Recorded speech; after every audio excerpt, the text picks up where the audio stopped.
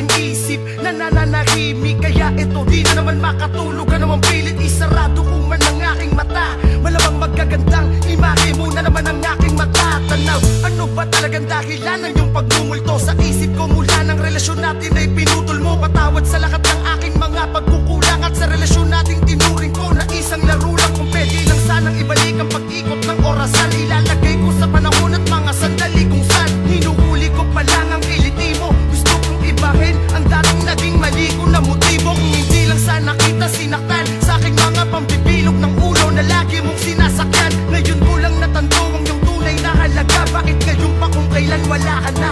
Kung may babalikan man ako sa aking nakaraan, ay hahanapin ka at muli sa'yong ipadarama ang aking pag-ibig na dating nagkulang.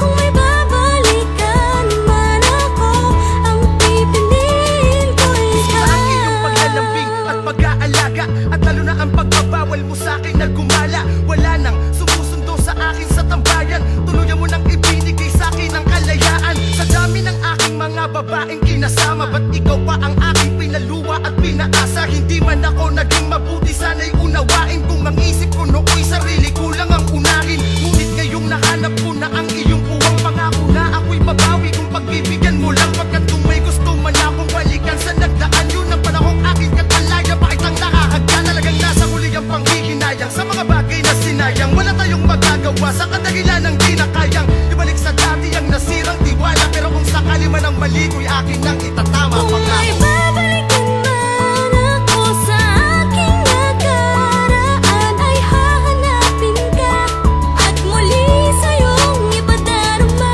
ang aking pag-ibig na dating nagkulang. Kung may babalikan man ako, ang pipiliin ko ikaw. Sayang naman ang mga sandaling kasama ka. Kung hindi ko lang sana sinaktan ang puso mo, di ka nadala sa aking mga pagkakamaling paulit-ulit kong ginagawa. Kung may babalikan man ako, walang iba Hanggang sa kundi pagbabalik ikaw. tanong na lamang ba ang pusong nang